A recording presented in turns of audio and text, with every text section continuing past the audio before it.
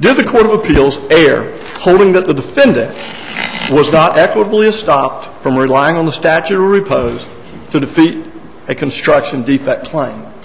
And the answer is it absolutely erred. And so what the plaintiff alleged was that the defendant contractor built a deck, affixed it to the side of a townhome, and did so knowingly and intentionally to leave anyone who inspected that deck to believe that it was safely affixed to the side of the deck when, in fact, it was not. It was a ruse. It was a cover-up. And when I say cover-up, I don't mean later. I mean it was part and parcel. The two events of the building the deck carelessly and the covering up of that carelessness were intermingled and intertwined. The tort of the fraud and the careless deck building all occurred at the same time. And indeed, Georgia law says that compliance and passage by the building inspector is not a defense for the builder. The builder's duty to do it right exists regardless of whether the building inspector passed it carelessly or properly, either way. The building of a deck with carriage bolts that were merely ornamental was fraud, and it was not discovered until 2005 when the deck collapsed and the plaintiff was seriously injured. Suit was timely filed. At the completion of the tort, he would have had a statute of limitations that would have run 2 years, and he filed well within that. Trial court granted the motion for summary judgment, claiming that because the injury did not occur within the statute of repose period, the concept of equitable estoppel would not apply.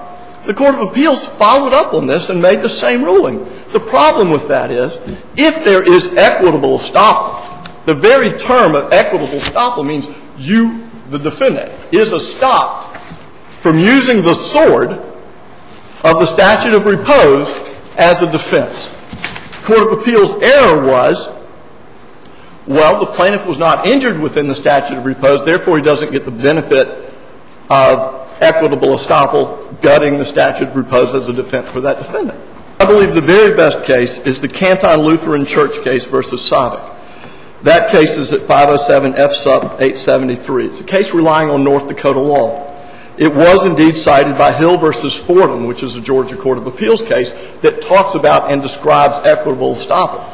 And Georgia statutes say that fraud, that there will always be a right of action to the injured party where there's fraud, 516-1.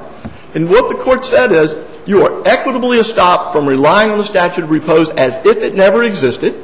The plaintiff's case can now proceed to a jury. Had this builder merely made the mistake of using a bad nailing pattern, that would be a horse of a different color. They would be entitled to the statute of repose. But this builder, as they testified in their 30B6 deposition, said, yeah, when we put those carriage heads in, it was our intent that people would think we did it right. That's fraud. The question before this court really is this. Does Georgia have an equitable estoppel remedy available to plaintiffs who are the victims of fraudulent conduct? The concept of equitable estoppel preventing a fraudulent defendant from taking advantage of a position that arises from their fraud is older than this country itself. Statutes of limitations were imposed to provide some end for the defendant. Statutes of repose were provided to provide some end for the defendant.